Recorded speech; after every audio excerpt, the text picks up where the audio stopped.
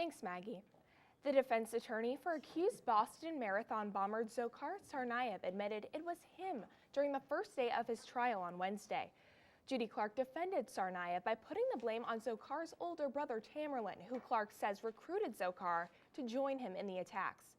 Tamerlan died 4 days after the bombings on April 19, 2013 during a shootout with police.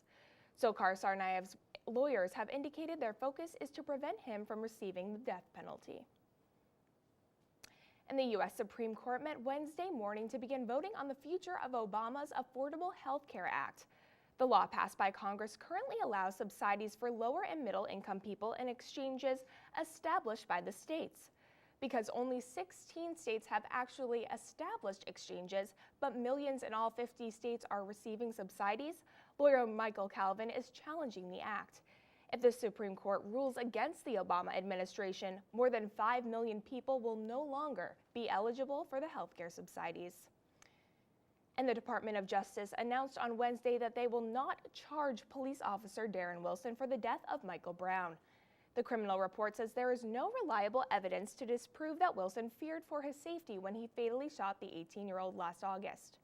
It also says witness accounts were inconsistent and changed over time. Before he fired the shot, Wilson claims he saw Brown reach into what appeared to be his waistband. Physical and forensic evidence from the crime scene have disproven witness accounts that Brown had his hands up during the confrontation. And a rare goblin shark was found off the coast of Australia on Tuesday. The creature's body was delivered to the Australian Museum in Sydney. According to scientists, this is only the fourth goblin shark the museum has ever been able to examine. The last two were found in the 1980s.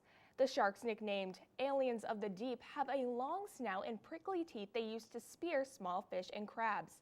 Because these animals live nearly 3,000 feet below the ocean's surface, scientists hope to learn more about their lives from this discovery. And now, the latest on the MBTA Fix-Up.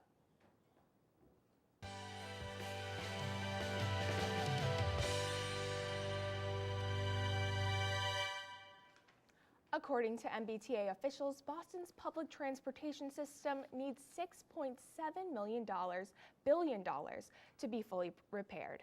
This is more than double the previous estimate for fixing up all trains, rails, and stations.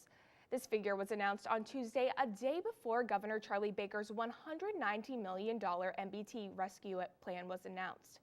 This is 50% more than the state gave to the transit system last year, but it's still nowhere near what the MBTA says it needs. With the lack of funding, MassDOT board members are hesitant to issue refunds to commuters who suffered heavy delays during the snowstorms. Members say the MBTA's need for repairs and upgrades would take priority. With refund proposal costs ranging from $4 to $11 million, it's not looking good for commuters who hope to get their money back. MassDOT plans to vote on whether or not they will compensate riders next week. That's all the news I have for you today. Back to Logan and Maggie at the desk.